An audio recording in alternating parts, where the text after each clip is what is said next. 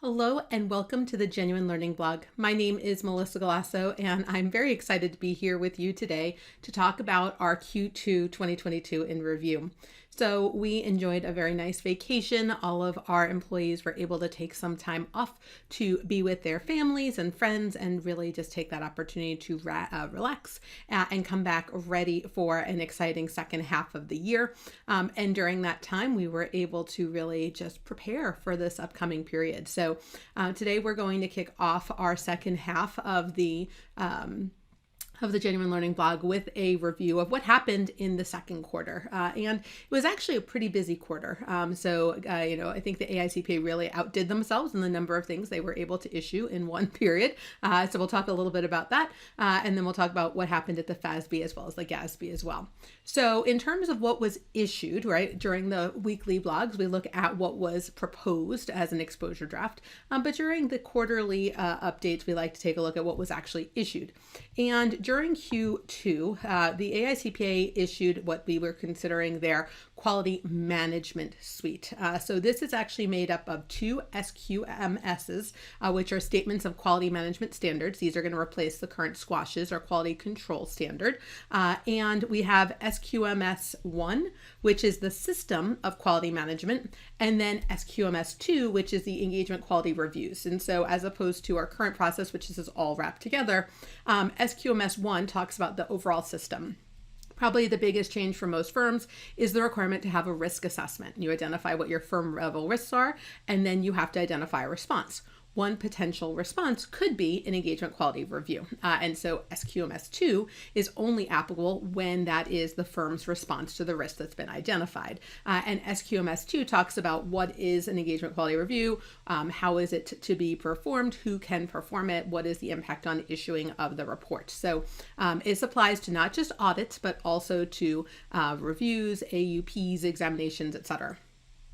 As part of that, they had to also update the SASs and the SARs to be responsive. And so SAS 146 was issued to replace the current requirements related to what happens at the engagement level. So the system works overall, and then what happens at the engagement level is covered by SAS 146. And then SARS 26 covers what happens at the engagement level if you're doing a comp review or prep engagement as part of your overall system. And so we did not have to do any SSAE update. It was already incorporated when they did the updates to SSAE 19, 21, 22. And so no necessary adjustments that needed to come in here. In addition, they rounded out their update this quarter with SAS 147, which is really part of the overall NOCLAR update or non-compliance with laws and regulations. Back in Q1, they issued an ethics interpretation, but they really needed the SAS to go along with it. And so what is the inquiries related to predecessor auditors regarding non-compliance? So altogether, we end up with two SASs, a SARs, and two new SQMSs. So it's a busy quarter for the AICPA. They're not done. They have quite a few exposure drafts out there that we'll be seeing. The ASB is meeting next week, and so we will hopefully see some things come out of that related to group audit and other standards that they're looking at. FASB, on the other hand, was a little bit quieter. Only one ASU that was issued, which is related to fair value measurement, related to those equity securities that do have contractual sale restrictions. Very targeted, very specific type of standard. They also issued, which we'll talk about in a separate blog, their agenda. So they put out an ITC related to agenda consultation, and they have now issued their final version of what their expectations are. And so we'll take a look at that in a separate blog.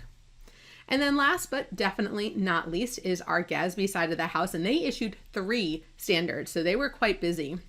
They got some exposure drafts there as well. So very busy quarter for GASB, but all of these were sort of expected. They were smaller elements that they had been working on. They still have their revenue and expense recognition. They still have the financial reporting model, which are the big focus, but they also issued these 3. So GASB 99 is an omnibus, a lot of focus on some implementation issues related to leases, SPIDA, and PPP. So take a look at that. But there are other things in the omnibus.